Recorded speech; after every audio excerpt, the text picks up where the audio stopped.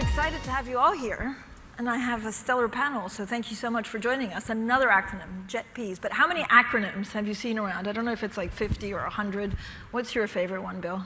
My favorite one? Your favorite acronym? I've invented one. It's a Sustainable High-Intensity Transition System.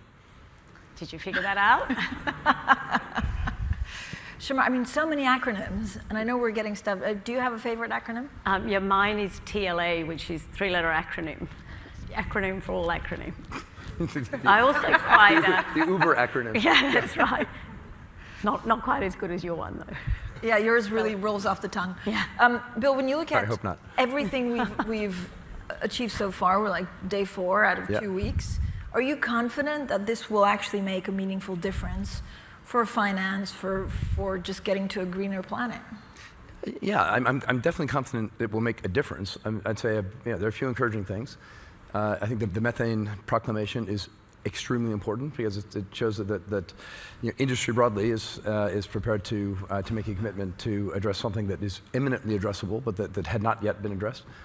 I think it's obviously a lot more than a gesture, but the $30 billion gesture that the UAE has made to provide some catalytic capital, or at least partially catalytic capital, alongside the MDBs is good. I think the level of discussion around what MDB reform could look like and how that could be translated through to real results is encouraging. A lot of the work that's been done, discussions that have been had around making the voluntary and the compliance carbon markets both more interoperable, but also more building underlying confidence. This is all good stuff, but this is foundation stuff. None of it is fundamentally problem solving. So encouraged that this can make a difference, but we're far from done. Shemara? I find these COP sessions mostly really useful for the bilateral sessions we get to have here because it convenes a whole lot of people who are involved in driving these solutions. So the broader framework things we do are super, super important to create the enabling framework, but it's ultimately getting, for us in financial services, who mostly are causing emissions through Scope 3, to get to interact with people in the real economy in areas like energy, cement, steel, aluminium, and talk about tangible things we can get done. So, we were discussing outside, Francine, that the COP in Glasgow was the first time we financial services people really came together in force and created teams to look at this. And we've had 3 COPs since where we come together and think about what we can get done. But ultimately, we're just enablers of stuff happening. And, I was saying to you, I was had this joke about how many financial services people does it take to change a light bulb, and it's 1,000 to turn the room and 1 to hold the light bulb, because without the people with their hand on the light bulb, which is the people in the real economy, sorry, Bill, but it's getting late in the program, so we're just having all these conversations going round and round, and our financial services peers are awesome. So no offense to all of us, I'm one of them, but really unless we work with the people who are really having impact. And that's what I find useful in these COPs. It's literally 10 meetings a day. My colleague and I counted on the phone, we did 14,000 steps. Yes, Bill has his own venue, so people don't have to, he doesn't have to run to them because he can't do any steps. And I was thinking, well, sorry, we're just cheapskates that don't have a place and we just run to everyone and sing. But it's fantastic getting to do the meetings, and everything feels like it moves the dial when we talk with these people. You can hang out with us, Shemara. I know. Can I rent some of your space? I'm sure Bill's done also 8 kilometers, but he just doesn't want to say because it's He's probably got so much space he wouldn't notice if I went and camped in a little corner one time, right? Next year. Bill, when you look at private capital and private financing, this is like mobilizing it, scaling it, using it. If you look at those 3 things, where's it harder to either find the money or use it? Right now, it's use it, because I think the underlying standards that we're all like shooting for, that will make it clear what's a good project, I think is still being scoped out. But look, we've had, as a bank, we set the objective of mobilizing $300 billion of capital over 10 years. We're well on the way to achieving that. We're almost at 100. And not to be too mercantilist about it, but we also targeted earning income of $1 billion over 3 years, and we're at $700 million after 2 years, so well on track. What does that mean? It means that there's a ton of underlying activity, right. But getting and this is all without a functioning carbon market. which I think is actually a necessary ingredient for the next step. When I say it's not functioning, it's very small relative to what it needs to be. And we probably don't have time to talk about it, but we know we can establish an underlying set of confidence in the standards that are being set by the Integrity Council and others, and then layer that on top of the existing sustainable finance work that happens and make huge strides in terms of mobilizing capital. But we've got to get these pieces together. Shemara? Yeah, I mean, I agree as well. There's a huge amount of money there, but what we have to do is create investable projects. So, that money is the money of pensioners and savers around the world, where the people who are entrusted with it, the custodians, have a duty to deliver good return for the risk. So they can't just write checks. We have to create investable projects where we de-risk things, and that does involve government setting frameworks. It involves MDBs and others, philanthropies doing first loss investment, etc., or guarantees, but it involves us coming up with domestic operators and financiers and our own skills projects where we can drive social outcome but also financial outcome, and not just for the investors but the communities we're investing in, because I mean, as an example, if you look at Southeast Asia, they have a lot of new build coal that is firmed baseload energy that is super important to lift the living standards of the people in their communities, and if we want them to move away from that, we have to create solutions that can drive the economic outcomes as well as the social. So that is where the challenge is, and sadly early on we're just having to go country by country, sector by sector, create solutions that can be scaled. But that to me feels like they're both hard work, bringing the finding capital, but also the projects. But Shemara, when you look at some of the projects, so what's the biggest barrier to entry, or barrier? Is it regulation? Is it that we haven't really quite figured out how green some of these projects are, or does it just take time? It's the pathways are different for every country, and so it's tailoring solutions, and you have to go in the trenches and do this. And we've experienced this as we've built infrastructure for all these different parts of the world, that it requires just detailed focus on coming up with, there are a whole lot of countries in the world where renewable is the cheapest source of energy. Brazil, Paraguay, Kenya, DRC, Nepal, those places it's easier to get these going because they're economic. I call them, the default choice of rational actors. But as I said, in Southeast Asia, it's challenging. India has a different pathway. So, and no one of us can get this done alone, but that I think is the issue, is tailoring it to drive the outcomes, and there just isn't a magic bullet. Yeah. Bill, where do you see, again, some of these projects, are they concentrated in certain countries? There's some project types that are extremely well established. Renewable power that's economic in its own right is pretty straightforward in most countries with a reasonable jurisdiction. But when we look at often some of the larger but also more complicated projects that get stuck in terms of connection through to, say, Shemara's asset management pools, for example, or these huge pools of ESG money that's been set aside that isn't highly specialized in taking political risk, in taking local FX risk, in taking project level risk at the development stage of a project. In other markets, there's been quite a refined system of in some cases, some public sector catalytic type support, and others, very specialized private sector, often coming out of banking, not always, support, or insurance companies that have been set up to sort of parcel out this risk and get complicated projects done. And in a lot of the sustainable infrastructure space, especially given the pace of development, it's not fully bedded down yet, which is why I think you hear so much about blended finance and about the roles that MDBs can play in providing often a relatively small amount of linchpin capital that can unlock a transaction. And which is why, when I listen to here on this stage, people like Ajay Banga, there's nobody more committed to getting this right and making the World Bank a super World Bank Group, an extremely effective contributor. But he's got real constraints in terms of what he can do within his own charter. So he's got his. The World Bank have their set of activities. The Asian Development Bank has done some fabulously progressive things, et cetera, et cetera. We just need to get that together, perhaps together with the BlackRock, Brookfield, UAE managed money, and perhaps that gets replicated 10 or 12 times in different formats, to provide that linchpin capital that's preventing the market from fully realizing its potential. So is there enough collaboration between the groups? Oh, yeah, definitely. And, Bill was mentioning Ajay Banga. We're part of the Private Sector Investment Lab that he's put together for the World Bank, where, good on him, he's given us a deadline of April next year to solve the problems of the world. But he's doing awesome work in terms of unlocking all this MDB capital, because there are all sorts of bottlenecks to getting it to flow. And so he's looking at how we can get guarantees done in a more standardized way, things like FX protection, as you're talking about securitizations, etc. And the solutions he's coming up with are super practical. He's also got to drive the culture of the organizations to deliver it. But equally then, we from the bottom up have to partner with these organizations to get the money flowing.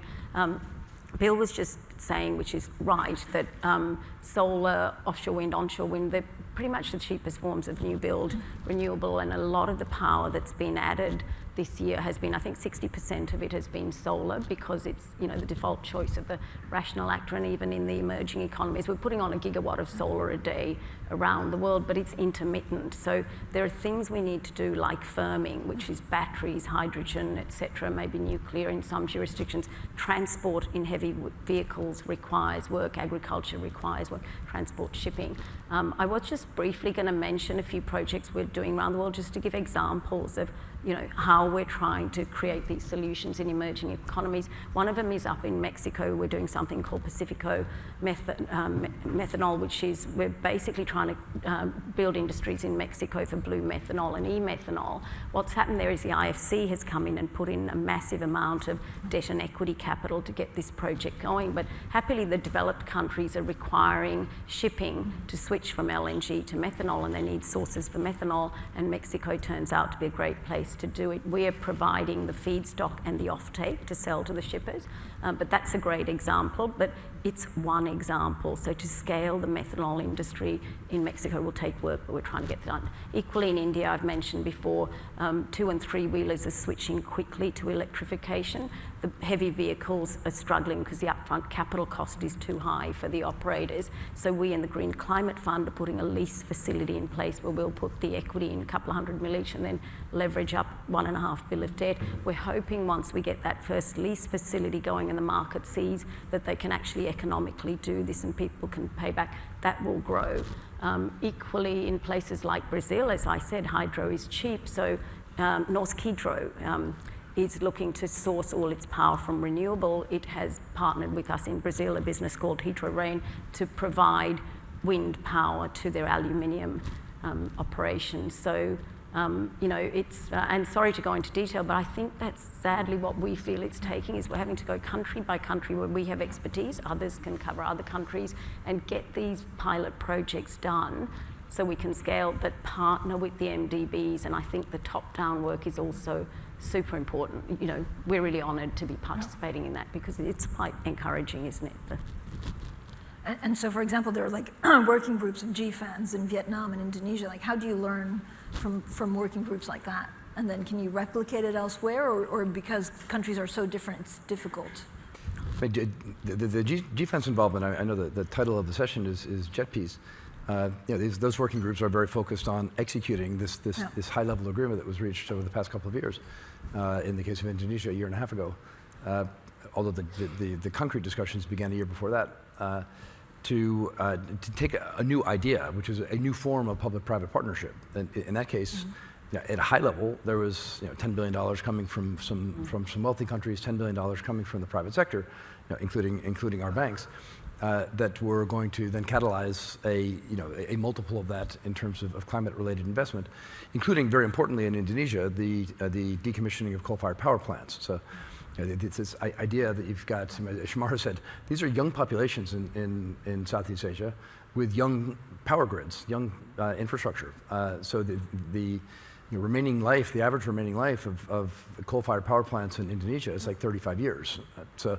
And we just do the math and look at the global carbon budget. If we don't, number one, don't protect the existing carbon sinks, rainforests for starters, then we're going to have a really hard time living within the carbon budget. Number two, we've got to decommission coal. we can't just let it run its natural life. We just don't have enough in the budget to allow that to happen. Now, to go to an Indonesian and say, we'd like you to reduce the remaining life of your coal-fired power plant by 2/3, and replace that with what will be more expensive renewable power, because obviously they've already built the plant and they have the coal and they've got offtake agreements. Well, they're not going to do that, and it would be it's extremely expensive. Somebody has to pay them to do that. Okay, well, the idea is they'll issue carbon credits or transition credits, as they will be called, to the market, that perhaps led by some governments, to take those offsets and use that effectively to fund the investment in renewables and to compensate for the loss of life of these plants. It's a great idea. You know, getting into the detail is really, really challenging. I know we had hosted almost a celebration of the progress that we made after a year, a little bit too soon, in fact, way too soon to celebrate, but it was a less formal session with the Indonesians at the Indonesian Pavilion 2 nights ago. And then yesterday morning, followed up with the same group. And this was the Deputy Secretary from the US, from Japan, from Indonesia. Now, the important group for breaking the back of this problem. We got into the sort of the cut and thrust of the negotiations yesterday morning at 7:30 across the way here. And you realized just how detailed and difficult this is. Some of the really thorny issues that we have to get through. Is it going to work? Because there are loopholes, or because it's just difficult to get your head around? Because it's new, and and every generator had a different issue and pathway they needed, right? It was because our teams were at that as well. It's new, and it's a set of actions that are happening 15, 20 years from now that have to be codified and paid for today, and that makes people nervous. So it does need 100 people in finance in the room to move the room around. Well, it needs people in the real economy as well. You know, we need the generators at the table, we need the regulators at the table, but it takes a lot to get it to happen, I think.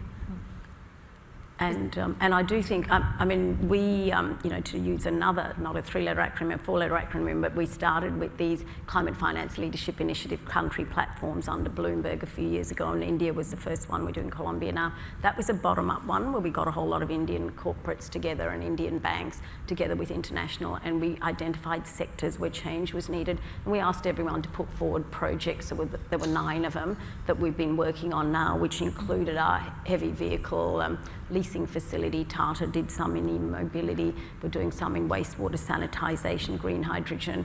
That's now got momentum, and we're probably at the point where we can say now to the 9 projects, get going, and then scale from there. The JETPs, we're taking a different approach, which is coming more top-down and having the developed country and private international players give commitment of finance, subject to the governments locally producing a report on where they want to grow. And so Vietnam and Indonesia, we've now got those 300-page reports, but the detail in the reports to try and thread the needle between what the country needs.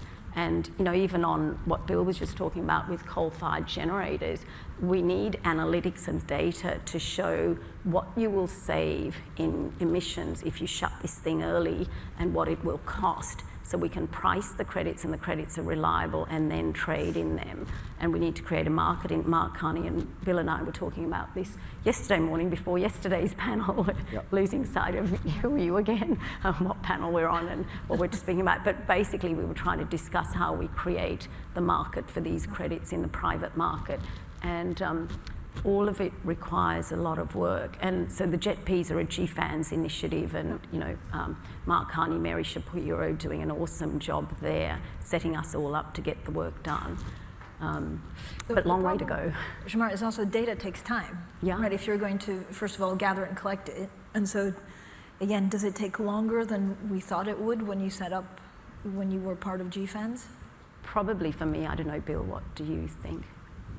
I mean, data is a real problem, especially in the developing economies. And it's not just that it's not always available, it's that it's oftentimes fundamentally differently formatted. And it's a key ingredient to all the transition pathway work that we're doing, is to start with a baseline that's agreed, then agree a pathway, then agree what the appropriate and necessary investments are to stay alive on that pathway, and then to use carbon markets to offset these difficult to abate or unabatable emissions. But it all starts with data. And while the data is reasonably clear coming out of some of the most developed economies, it's very unclear coming out of the developing economies. And that obviously, apart from making the job more difficult, undermines confidence that some of the solutions we're coming up with are completely legit. So that's a big area of focus for us. And it's a big area of focus for GFANZ. So we started also talking about, capital being available. And is it really going to the right places, or is it chasing, I guess, the cool new energy projects without thinking too much about the infrastructure? No, I think it's going to the safe places. This money, as I said, is the savings of pensioners and retirees and nations. And so they ideally want defensive, capital-protected, long-duration yielding assets to invest in. We jokingly say it's everything from the deadly boring right through to the barely interesting. So the stuff that's more challenging, there isn't that much money for at all. No. That's the smaller space, and that's why we've got to try and de-risk that stuff and bring it back. But the early investments, this is where the catalysing MDB money and government money can come in, or venture or philanthropy. So there's plenty of capital for the stuff that's easy to do. There's not as much for the stuff that's hard to do, and that's why at the beginning I said the investable projects, I think, is where the challenge is. And maybe the biggest financing gap, not in dollars, but in terms of percentage available, is for adaptation. So, yeah. I mean, we're all talking 1.5 degrees. It's entirely likely that we exceed 1.5 degrees, and even at 1.5 degrees, we're going to have horrific climate effects, and we're already obviously seeing the early stages.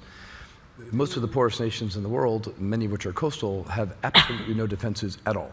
And a lot of the work that we've done at Standard Chartered has made very clear that a very small amount of capital today, relatively, can avoid 12 to or more times the cost, not in 20 or 30 years, but in 7 years. Right? So by 2030, if we don't spend, and there's 9 key markets that we looked at, if we don't spend something as small as $10 billion today, we're going to be paying $150 billion in adaptation-related expense. And this is, from an NPV perspective for society, it's a no-brainer. Right. But these projects tend not to be easily economic because you're protecting against a bad event. So money isn't going to flow into them. Profit-seeking money won't flow there. And there's not enough philanthropic money or government money to fix that. So I think there's a lot of gaps. I would call that one out as a top-line gap. But it's also, I mean, there's projects we could do. Like you look at Florida, if sea levels are rising, it makes sense to create a mechanism where the residential and commercial and industrial pay a tiny levy over time, and that's used to fund the big amount of capital to build seawalls and flood defences, and you take it to Bangladesh. But it's so much work to get each of these done, and we only have that much capacity. You've got a big office at the Blue Zone, but basically it's not enough to get this done fast. So we've got to prioritise and collaborate on where we think we can move the needle the fastest, soonest. Bill, you also mentioned carbon markets. So what's the template, like the ideal template for carbon markets that would support you in these efforts? To me, the carbon markets it's an ecosystem that needs to come in place. All the pieces are there. We need to tighten it up. It starts with data that we talked about. Then it's science-based transition pathways. SBTI has taken on a lot of that. It's going very painfully slowly from my perspective, so there are other science-based pathway generators that we're using that will be clear for each industry. This is a good pathway. Third is somehow getting credibility for corporations around the world to say, this is what you need to do to say that you're net zero. You need to be on this pathway. You can use carbon credits, but for the following things, and this is the quality of carbon credit that you need to buy. An organization called VCMI is making good progress in that regard, not fully there. And then you have to have carbon markets themselves where there's confidence that these aren't bad projects, it's not greenwashing. And that's the Integrity Council for the Voluntary Carbon Market, which has been set up as an independent board, science-based. They're at a very granular level of methodology formation today for starting mostly with nature-based contracts, but eventually you'd love to get into the JETPs and the coal decommissioning and other things like that. And once that whole system is in place, and the stakeholders, whether those are shareholders or governments or your customers or your own employees, say, okay, I expect you to be net zero. The data's in place, you can use carbon contract, you know what the transition pathways are, get going. Then I think it happens very, very quickly. And I think we'll get an enormous scaling that we've not seen so far. But as long as there's one piece that's loose in there, it gives people who don't really want to do the right thing an opportunity to kind of squirrel away. So I'm quite optimistic. I feel like we're close, but we're definitely not yet there. Shemara? Yeah, in terms of data, I basically endorse everything that Bill's saying there. I guess the only thing I'd add is, ideally, if we can not make it a trade-off to drive the climate outcomes and the economic ones, then people will move without needing sticks. I prefer the carrot approach, and that's what we're trying to do is, as I say, make it the default choice of rational actors to do these things. Well, thank you so much for a good conversation. Thank you. Thank you, Francine.